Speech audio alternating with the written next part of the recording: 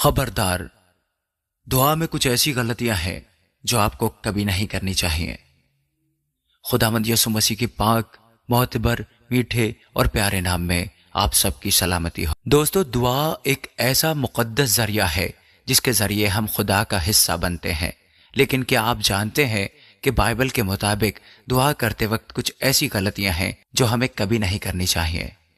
یہ غلطیاں ہماری دعاؤں کے اثر کو کم کر سکتی ہیں یا مکمل طور پر بے فائدہ کر سکتی ہیں۔ تو آئیے جانتے ہیں ان 7 غلطیوں کے بارے میں جو ہمیں دعا کے دوران ہرگز نہیں کرنی چاہیے۔ نمبر 1، دعا میں دکھاوا کرنا۔ سب سے پہلی غلطی یہی ہے کہ دعا میں دکھاوا کرنا۔ بائبل مقدس میں متی 6 باب اور اس کی 5ویں آیت میں خداوند یسوع مسیح فرماتے ہیں، اور جب تم دعا کرو تو ریاکاروں کی مانند نہ بنو، کیونکہ وہ عبادت خانوں میں اور بازاروں کے موڑوں پر کھڑے ہو کر دعا کرنا پسند کرتے ہیں تاکہ لوگ ان کو دیکھیں۔ میں تم سے سچ کہتا ہوں کہ وہ اپنا اجر پا چکے۔ اس کا مطلب یہ ہے کہ دعا ایک پرسنل اور دیانتدارانہ عمل ہونا چاہیے۔ اگر ہم دکھاوے کے لیے دعا کرتے ہیں تو اس کی کوئی روحانی حقیقت نہیں ہوتی۔ نمبر 2، بغیر ایمان کے ساتھ دعا کرنا۔ دوسری غلطی ہے کہ بنا ایمان کے دعا کرنا۔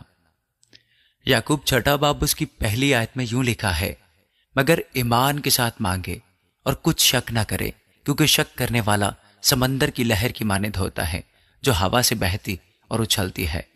دوستو، جب ہم دعا کرتے ہیں تو ہمیں کامل یقین ہونا چاہیے کہ خدا ہماری دعاؤں کو سنے گا اور جواب دے گا۔ دوستو، یہ بات یاد رکھیے، اگر ہم شک کرتے ہیں تو ہماری دعائیں کمزور ہو جاتی ہیں۔ نمبر 3، معاف نہ کرنے والا دل۔ متی 11 باب اور اس کی 25ویں آیت میں لکھا ہے، اور جب کبھی تم کھڑے ہوئے دعا کرتے ہو، اگر تمہیں کسی سے کچھ شکایت ہو تو اسے معاف کرو، تاکہ تمہارا باپ بھی جو آسمان پر ہے تمہارے گناہ معاف کرے۔ دوستو، اگر ہمارے دل میں کسی کے لیے کوئی تلخی یا کڑواہٹ ہے تو دعا سے پہلے ہمیں اسے معاف کرنا چاہیے، کیونکہ معاف نہ کرنے والا دل ہماری دعا میں رکاوٹ بن سکتا ہے۔